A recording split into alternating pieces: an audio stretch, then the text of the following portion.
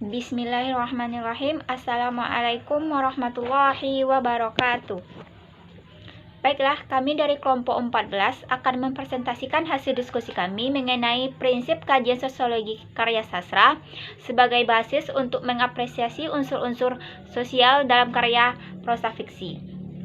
Sebelumnya, izinkan saya selaku moderator memperkenalkan anggota kelompok. Yang pertama yaitu Anggriani Yuani Esnita sebagai pemateri ketiga. Yang kedua yaitu Dinda Putri sebagai pemateri pertama dan Putri Ajusti Zalmi sebagai pemateri kedua. Baiklah, langsung saja kita masuki pembahasan kita pada siang hari ini, yaitu prinsip kajian sosiologi karya sastra. Yang pertama yaitu pengertian sosiologi sastra. Sosiologi sastra berasal dari kata sosiologi dan sastra. Sosiologi berasal dari kata sos dalam bahasa Yunani yang berarti yaitu bersama, bersatu, kawan, teman, dan logi atau logos yang berarti sabda, perkataan, perumpamaan. Sastra dari akar kata sas yaitu sangsekerta yang berarti mengarahkan, mengajarkan, memberi petunjuk, dan instruksi. Akhiran tra berarti alat atau sarana. Merujuk dari definisi tersebut, keduanya memiliki objek yang sama, yaitu manusia dan masyarakat. Meskipun demikian, hakikat sosiologi dan sastra sangat berbeda, bahkan bertentangan secara diametral. Jadi, sosiologi sastra adalah penelitian yang terfokus pada masalah manusia, karena sastra sering mengungkapkan perjuangan umat manusia dalam menentukan masa depannya, berdasarkan imajinasi, perasaan, dan intuisi. Secara esensial, sosiologi sastra adalah penelitian tentang yang pertama, studi ilmiah manusia dan masyarakat secara objektif. Yang kedua, studi proses sosial, yaitu bagaimana masyarakat bekerja, bagaimana masyarakat mungkin, dan bagaimana mereka melangsungkan hidupnya. Yang ketiga, studi lembaga-lembaga lewat sastra dan sebaliknya. Konsep sastra terkait sosiologi sastra. Yang pertama yaitu konsep resepsi, yaitu penerimaan masyarakat tertentu terhadap karya tertentu, yaitu oleh Leo Lowenthal. Yang kedua, konsep hegemoni, yaitu karya dengan kekuatan wacana internal dalam mengevokasi struktur sosial oleh Antonio Gramsci.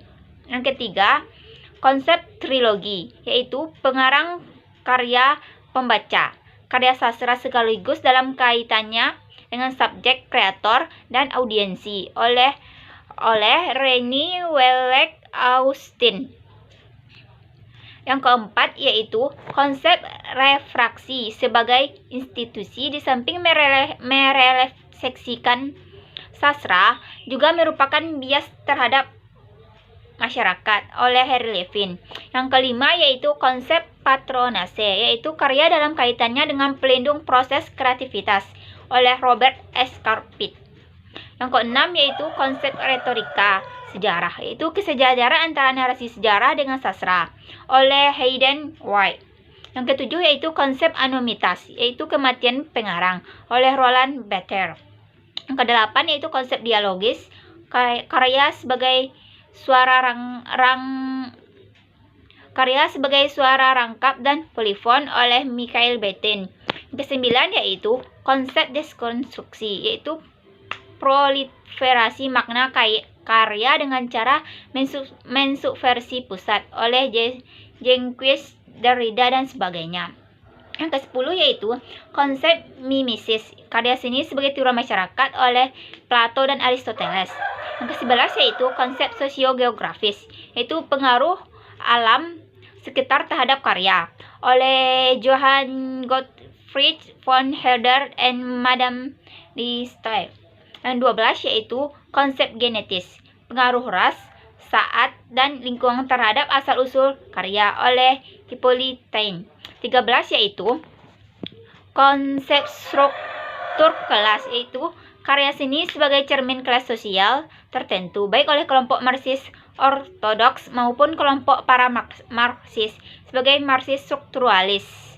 seperti Georgi Lucas sebagai Marxis ortodoks dan Marxis dogmatis dengan ciri khas sastra sebagai refleksi struktur mental masyarakat.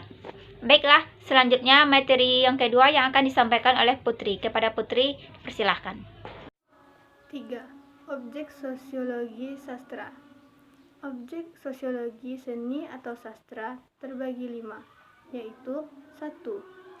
Studi terhadap pengaruh seni pada kehidupan sosial. Yang kedua, studi pengaruh seni pada pembentukan kelompok, interferensi kelompok, konflik kelompok, dan sebagainya. Yang ketiga, studi perkembangan dan keragaman sikap sosial dan model-model yang ditentukan oleh seni. Yang keempat, seni pembentuk, pertumbuhan, dan lenyapnya lembaga-lembaga sosio-arsitek. Yang kelima, studi faktor-faktor tipikal dan bentuk-bentuk organisasi sosial yang mempengaruhi seni. 4. Aspek sosiologi dalam sastra. Aspek sosiologi yang terpantul dalam sastra terbagi 5. Yang pertama, bagaimana seorang individu menerima individu lain dalam kolektifnya. Yang kedua, konsep stabilitas sosial. Yang ketiga, konsep kesinambungan masyarakat yang berbeda.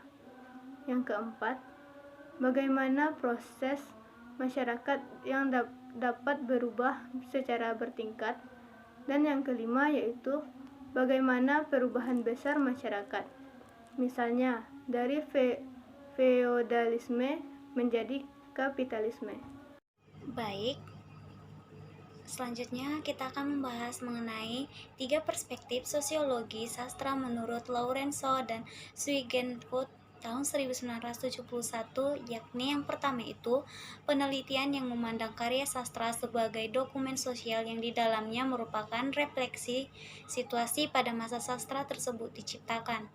Yang kedua, penelitian yang mengungkapkan sastra sebagai cermin situasi sosial penulisnya. Dan yang ketiga, penelitian yang menangkap sastra sebagai manifestasi peristiwa sejarah dan keadaan sosial budaya.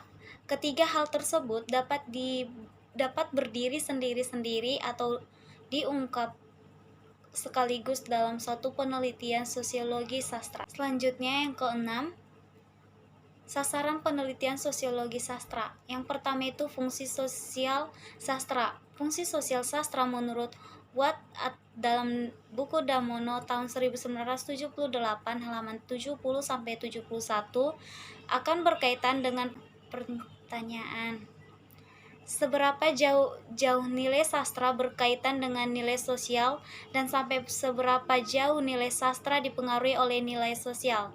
Dalam kaitan ini ada 3 hal yang perlu diungkap. Yang pertama itu sudut pandang kaum romantik yang menganggap sastra sama derajatnya dengan karya pendeta atau nabi. Dalam pandangan ini tercakup wawasan agar sastra berfungsi sebagai pembaru atau perombak. Yang kedua, sudut pandang bahwa karya sastra bertugas sebagai penghibur belaka. Dalam hal ini, gagasan seni untuk seni. Tatkala ada bedanya dengan praktik melariskan dagangan untuk mencapai bestseller. Dan yang ketiga, semacam kompromi dapat dicapai dengan meminjam slogan klasik sastra, harus mengajarkan sesuatu dengan jalan menghibur. Dari berbagai fungsi tersebut, peneliti sosiologi sastra dapat mengkonsentrasikan pada salah satu fungsi. Dari 3 fungsi tersebut tampak menggiring peneliti ke arah empirik. Oleh karena itu, tanpa data empirik yang akurat, seorang peneliti hanya akan berandai-andai terhadap dengan fungsi sastra. Fungsi tentu saja harus digali langsung dari masyarakat. Selanjutnya, materi yang terakhir, menurut Lorenzo dan Zwigenfeld tahun 1971, ada 3 jenis patrones sastra. Yang pertama itu patrones lama. Dalam patrones lama, ada identifikasi antara patron dan sastra. Ada hubungan pribadi yang kuat, bahkan sastrawan sering tinggal di kediaman patron. Yang kedua, patrones baru. Di dalam patrones baru, hubungan antara patron dan sastra lebih longgar. Karena itu, bukan tidak mungkin kalau sastrawan sering berganti-ganti patron, tergantung mana yang menguntungkan baik secara material maupun spiritual. Dan yang terakhir, patrones tak langsung. Sedangkan sistem patrones tidak langsung adalah patron yang hanya berfungsi sebagai mediasi antara sastrawan dengan publik. Demikian dari saya. Saya juga akan menutup pertemuan pada hari ini. Sekian dari presentasi kelompok kami, kurang lebihnya saya mohon maaf. Terima kasih.